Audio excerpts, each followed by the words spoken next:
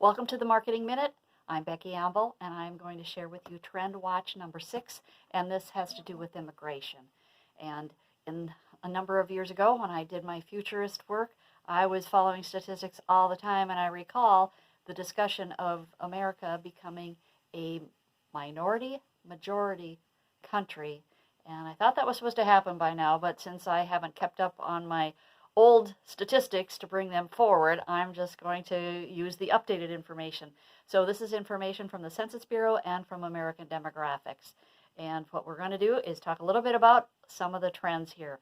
And actually, this is two scenarios. So let me pull up my chart so you can see it a little bit better. I decided it was just too hard to talk about this and not put the numbers up so you could see them.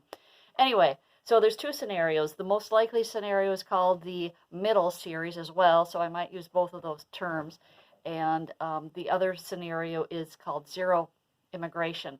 So you might be wondering, well, what happens if we don't have more immigration over the next 40 years? Well, our population will actually decline.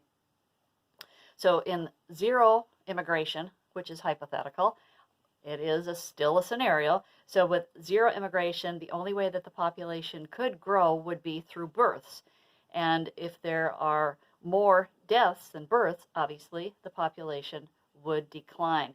And that's exactly what happens in this scenario, because our low birth rate and rising death rate, due to the aging of baby boomers, the numbers of births and deaths would begin to converge. And beginning in 2039, deaths would actually outnumber births, and this rate of natural increase would turn negative for the first time in our history.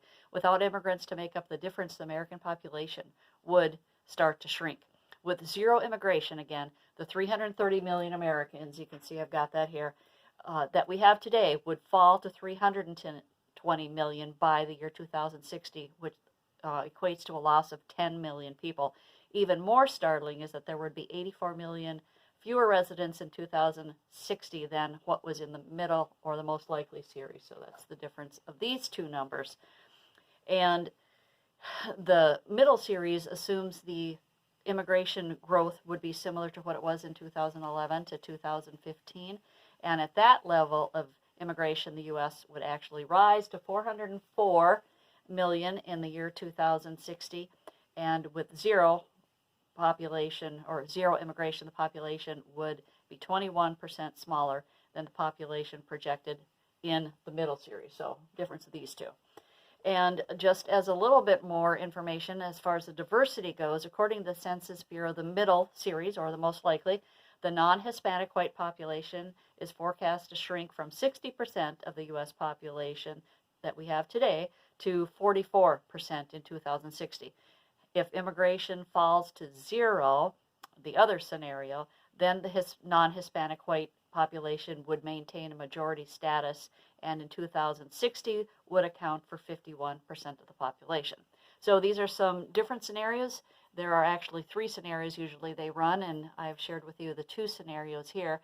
So if this is something that affects your business, take a look at it, see what implications there are, see what things you need to pay attention to and follow, and make use of the information so that you can be on top of it and capitalize on it in your business. Thanks.